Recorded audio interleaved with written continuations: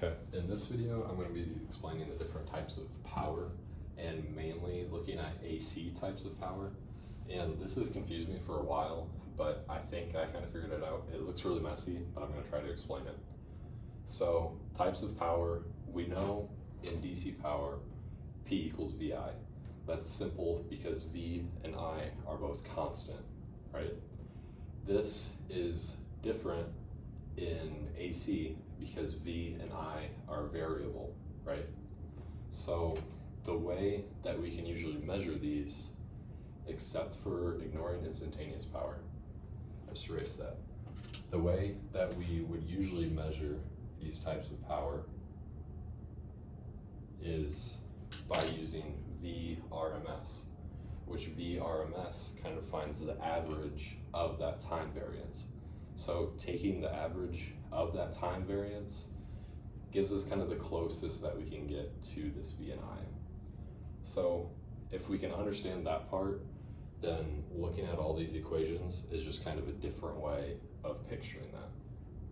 So for max absorbed power, it uses Thevenin, which is the exact same DC and AC.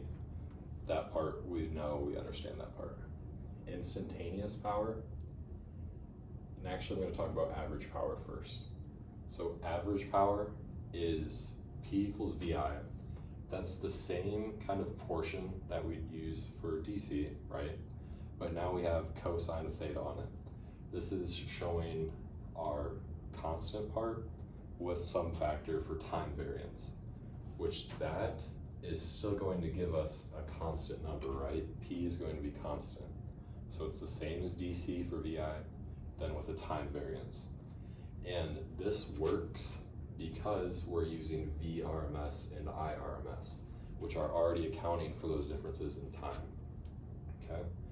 Then we have reactive power, which is the reactive power. First you have to understand what it means. That's the power that's held or released from conductors and inductors, okay? That's a variable part, but now we're taking VRMS and IRMS and taking a sign so that we can make it a constant number that we can work with.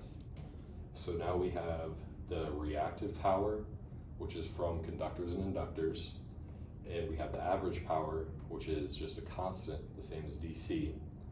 And that kind of gives us the same idea as complex impedance. So complex impedance, we had our real, which was just from our resistors, and our imaginary, that was from our conductors and inductors, okay? We're taking that same idea and applying it to average or real and imaginary or reactive now. We have Q, which is our reactive from conductors and inductors. We have P, which is our average from our resistors.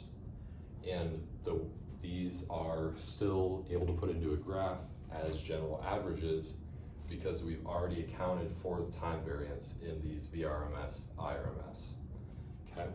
So that's average and reactive power. I think those make sense to explain first. Then you have instantaneous power. We took this average power and now we're looking at it for a specific time where we can include T. So we just subtract or add some part of a specific time. That one seems self-explanatory if you can picture it as average and then you're adding or subtracting a specific difference in time from that, okay? Then complex power and apparent power just come from the same idea as complex impedance, where complex power is accounting for the part that is average and reactive, or real and imaginary within the same terms. And apparent power is just the magnitude of that. So hopefully that makes a little more sense. You might have to go back and rewatch that, but I think I explained that fairly well.